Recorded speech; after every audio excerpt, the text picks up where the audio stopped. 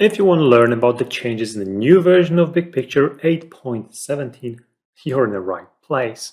This video is part of our effort to deliver high-quality training and learning materials inside the Atlassian ecosystem. And if you want to support us in this journey, consider subscribing to the channel, liking the video, commenting. But remember that we also offer paid services in this area, be it project management, Jira optimization, customization, automation. So reach out to us and I'm sure we will be able to help you out. And now let's talk about changes in 8.17 new version of BigPicture. Not huge changes, I would say, but some really interesting important ones as well. So for a long time, BigPicture has been working on inline editing. I love it so much because it allows me, and we are working with this tool as well, to edit the data quickly, I would say, and with lower number of clicks. So what has been added? Well, now here on the board module, you can see the top right corner, I'm looking at the board module, we have task cards over here, and on the task card you can add a label, and then you can double click this and choose a value for this label, and then this value will be added to the label field automatically. So inline editing labels on the board inside the task cards. Thumbs up, I really like it. So that's the inline editing. But that's not, of course, all that has been done. There is also another place where inline editing has been enabled, and that is in the Gantt module. If you go to grouping tasks, which is an awesome functionality, if you don't know this, I absolutely recommend it. So I, for example, can group by the assignee, and this will show me all of the tasks in my project, grouped by person assigned to the task, like I can see over here. And now I can go to the task. There's, for example, assigned to Yara. I can double click him over here and I can say, I'll take care of this one, Yara. There you go.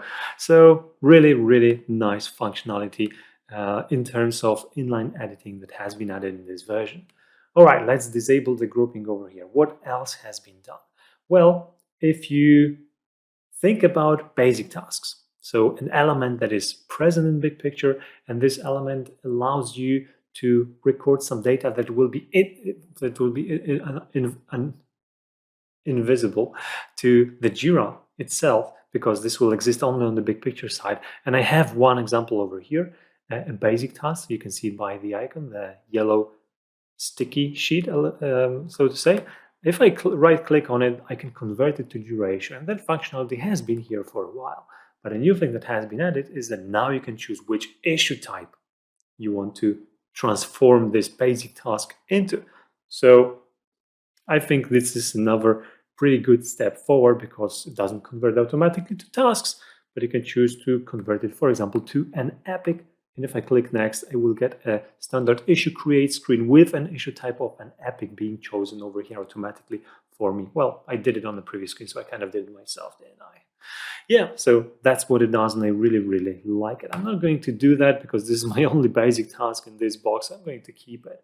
But I'm going to also switch to the resources module, and I'm going to show you another thing regarding the basic tasks, which is that basic tasks are now available here as filtering options, show all basic tasks in results. So if I search for something, for example, using this search, and I will narrow down the list of tasks I can see over here. I don't have a lot of them, so I'm not even going to bother searching. I can choose to display basic tasks or include basic tasks in the search results if I want to.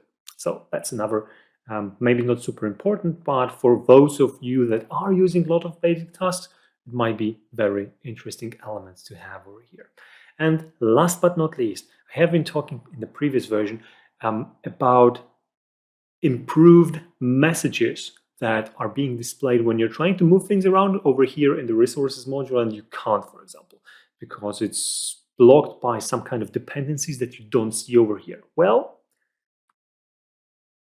these two tasks, by the way, are connected with the dependency, and they should always stick together. So if I try to move this one away from its predecessor, I'm getting a message unable to change dates. And that's exactly what I should be getting. And I even get the information that it's because the task depends on its incoming dependency.